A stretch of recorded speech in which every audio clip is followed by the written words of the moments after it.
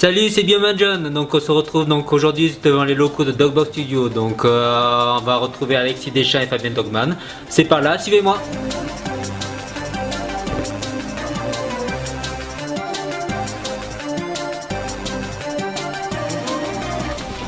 Bonjour Bioman. Bonjour Alexis, ça va? Ça va bien toi? Impeccable. Salut Bioman. Salut Fabien. Comment ça va? Comment même? Ça va, impeccable. Merci de nous recevoir dans vos locaux. Soyez les bienvenus. Avec grand plaisir. Merci. Dogbox est un jeune studio de création graphique dédié aux jeux vidéo, donc basé sur la région toulousaine, fondé par vous deux, et donc accompagné donc par une équipe qu'on pourrait qualifier de vétérans de la production vidéoludique. Voilà ce qu'on peut lire donc comme présentation donc sur votre site. Par contre, ce qu'elle ne dit pas, c'est ce qui pousse deux anciens donc de l'industrie du jeu vidéo à créer ensemble en fait un studio de développement donc dans la région. Alors, qu'est-ce qui vous a poussé l'idée de faire ça? En ce qui me concerne, moi c'est surtout, je pense, une question de racines. C'est vrai qu'après avoir fait un tour dans des grosses structures de développement à Paris et ailleurs, il y avait ce besoin de retourner un peu au pays. Moi je suis originaire de la région toulousaine, et c'est vrai qu'il y avait peut-être cette petite recherche d'indépendance aussi quelque part qui fait que le fait de retourner au bercail, il y avait cette sécurité quelque part psychologique. Et puis c'est vrai que quand on s'est rencontré avec Alexis, on a discuté du jeu vidéo, de notre passion commune, et même si à la base on était parti dans d'autres directions ici, on s'est retrouvé autour de cette passion, ça nous a motivés vraiment pour construire quelque chose ensemble. Il y a ça une dizaine d'années, je suis arrivé dans la Ville Rose, où je me suis introduit en fait dans le jeu vidéo, mais plutôt du côté de la distribution. Voilà. Dans le principe, je suis resté à peu près 8 ans. Où j'ai eu l'occasion de rencontrer beaucoup d'interlocuteurs, que ce soit dans le domaine marketing et business, mais aussi beaucoup de studios. J'ai eu la chance de pouvoir participer à beaucoup de Micromania Game Show, donc la chance aussi de taper la shop avec beaucoup de responsables de studios qui font des gros blockbusters de jeux vidéo. C'était mon métier de pouvoir converser avec eux. Et c'est ça aussi qui m'a donné l'envie, la fibre après de me dire, tiens, moi, ma passion, qui était à la base un hobby, le graphisme, j'ai dit tiens, je vais passer de l'autre côté du miroir. J'ai commencé à faire mes démarches, à apprendre le métier, à apprendre mon nouveau métier qui était le graphisme, sans oublier l'ancien. Et naturellement, au fil des rencontres, j'ai rencontré Fabien. Et à partir de là, c'est vrai qu'on a tout de suite convergé ensemble du fait qu'on était issus de l'industrie du jeu vidéo auparavant. On a commencé à échafauder des projets, un en particulier sur lequel a été fondée notre société. Pas de mystère, c'est celui qu'on arbore sur notre page Facebook Convergence. C'est de là qu'est partie l'idée. C'est cette convergence en fait de deux passions communes et de deux corps de métier communs et à la fois différents, deux aspects de la production vidéoludique qui fait qu'on a su trouver la motivation pour aller de l'avant et monter Dogbox. L'équipe Dogbox, c'est avant tout l'histoire de gens qui ont cru un petit peu à notre aventure. Tout début, quand on a commencé à vouloir monter notre concept, très peu de gens croyaient en cette histoire un petit peu Dogbox, studio de développement indépendant, en plus sur Toulouse. C'était un petit peu compliqué aussi de trouver des gens qui étaient sensibles un petit peu à ce que nous on voulait amener, nos idées, d'être synchrones vraiment dans la création, parce qu'un jeu vidéo c'est aussi beaucoup d'artistique, et que même si plusieurs artistes vont se réunir autour d'un seul et même projet, il faut qu'il y ait une seule et même direction pour que tout soit un peu plus cohérent. Et donc on s'est retrouvés à revoir au fur et à mesure de notre périple un petit peu des anciens du jeu vidéo qui ont commencé à nous rejoindre, à croire en notre projet parce que eux aussi avaient ressenti ce que nous-mêmes on vivait comme dans nos anciennes vies, entre parenthèses, vidéoludiques. Ils étaient tout simplement un peu abasourdis par l'industrie du jeu vidéo qui aujourd'hui considère de moins en moins, dans les grosses structures je parle, de moins en moins peut-être l'artiste, plutôt au profit de la production. Et que des petits studios qui se redéveloppent comme le nôtre permettent de créer cette histoire de famille où on va commencer à développer nos projets. Cette famille, je vais me permettre de vous la présenter. Tu me suis? Donc Bioman John, je vous invite à rentrer dans notre caverne de trolls en fait, c'est un petit peu ici que tout se passe au niveau de la production. D'accord. Alors je vais te présenter un petit peu l'équipe, en commençant par Laurent. Ingénieur développeur qui s'occupe de toute la partie programmation sur les jeux, les applications, tout ce qui est IA, tout ce qui est gameplay, ça vient de ce monsieur. D'accord. Et puis Pablo, Bonjour. Bonjour. qui est chez Docbox en fait l'environnement artiste en fait, c'est lui qui va s'occuper en fait de toute la recherche conceptuelle graphique en amont d'un projet. Bonjour Laurent, tu es donc ingénieur de développement. Peux-tu nous dire en quoi consiste ce poste? Alors au sein de Docbox, mon poste consiste à réunir en fait tous les composants des jeux vidéo, donc que ce soit les modèles 3D, les sons, les textures, tout réunir, l'assembler pour créer le jeu en lui-même, et ensuite développer à l'aide de différents langages des scripts qui vont permettre d'interagir, de faire interagir et de faire bouger ces différents éléments, ce qui va à la fin constituer un jeu. Je vais vous présenter le travail que je suis en train de réaliser actuellement. Donc on bosse sur un projet de jeu tablette, iPhone et smartphone en général qui s'appelle Chikando. Donc voilà comment ça se présente dans le moteur.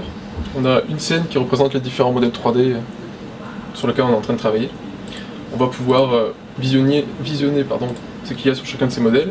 Et c'est là où moi je vais venir ensuite greffer mes différents scripts qui vont faire bouger ces éléments, les faire réagir à des actions du joueur, et aussi développer tout ce qui va être GUI, c'est-à-dire l'interface homme-machine, comme ces boutons, ces textes, etc. qu'on va retrouver un petit peu partout. Donc voilà à quoi ressemble un moteur de jeu, de manière sommaire.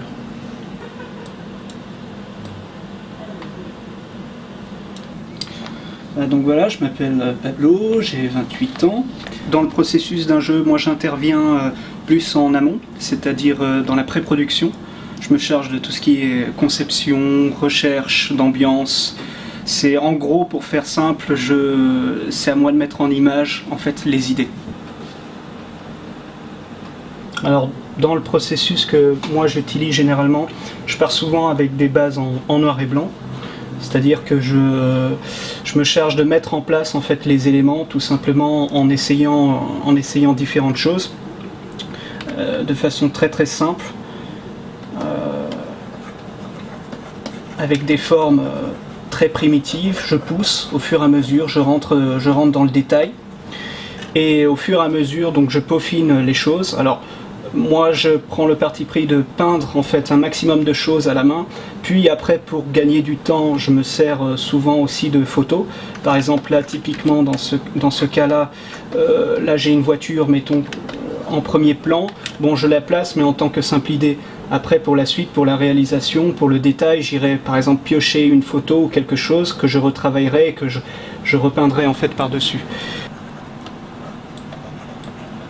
Le développement d'un jeu est toujours accompagné d'une seconde partie qui est très importante, parce qu'il n'y a pas que le développement du jeu, il faut aussi le faire connaître. C'est aussi pour cette raison que nous, on a rencontré un groupe de jeunes talents toulousains qui s'est formé sous le groupe de Chrysalide, qu'on a rencontré quand on était freelance, avant même la création de Docbox. Leur travail, eux, consiste à mettre en valeur toutes nos productions, au travers de différents médias, qui peuvent être vidéo, son, images animées, et ils interviennent dès le début de la production afin qu'ils soient au courant, qu'ils puissent s'approprier le projet, transmettre un maximum d'informations pour que, à la sortie, à la fin du développement du jeu, ils puissent être accompagnés d'un média qui est travailler l'image du jeu pour que l'ensemble soit qualitatif. Pour nous, c'est un tout. Chrysalide, même si c'est un groupe séparé, fait partie de la famille Docbox et est intégré complètement dans nos projets. Chrysalide, à la base, c'est 3 personnes. Qui sont issues chacune d'un univers différent du graphisme. Donc on a Antoine qui est plutôt 3D et vidéo, Morgane qui malheureusement est pas là, qui elle est plutôt orientée web, et moi qui suis spécialisé impression, print. On arrive chacun avec notre histoire, notre vécu et notre sensibilité graphique. On apporte chacun notre regard différent sur le même projet et ça permet de bien faire avancer les choses. Et donc on fait pour eux tout ce qui concerne les trailers pour les bandes annonces pour leurs jeux vidéo à venir. Nous, on est donc en termes de société, on est créé depuis 1 an. Vous fêtez quasiment l'anniversaire de la création de la société.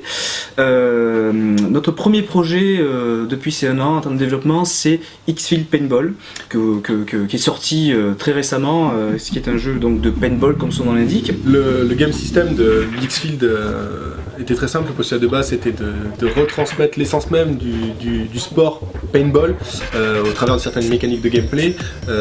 Les tablettes s'y prêtent pas forcément, c'est vrai que la FPS sur tablette, beaucoup se plaignent un petit peu de l'interface. Nous on a essayé quand même de persévérer dans le domaine du FPS en y apportant un petit peu des éléments qui nous paraissaient intéressants à mettre dans le jeu. Bien sûr, on n'est pas sur un Call of Duty en termes de nervosité, puisqu'il fallait reproduire un petit peu cet univers paintball, mais quelques éléments vont interpeller les joueurs de Paint. C'est un jeu qui suivait vraiment cette communauté, et qui a été fait dans une volonté commune, parce que ce jeu n'est pas que Dogbox, c'est aussi PCB Game qui est l'éditeur de ce jeu. Et prochainement, donc, pour l'instant il est édité sur iOS, iPhone et iPad. Bientôt il sera porté sur Android, et puis dans les mises à jour futures, petit exclu donc Gaming Spirit, nous développerons un multijoueur qui sera un multijoueur en local, et bien plus tard un multijoueur sur le web.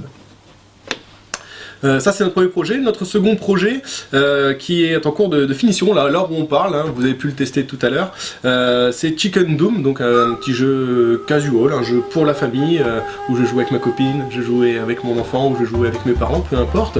L'idée c'était de vraiment faire un jeu très simple, très simple et accessible, dans le style que nous on l'appelle le touch and destroy, c'est-à-dire je joue avec un seul doigt et j'appuie sur le poulet, puisque le poisson est un poulet, et pour le détruire.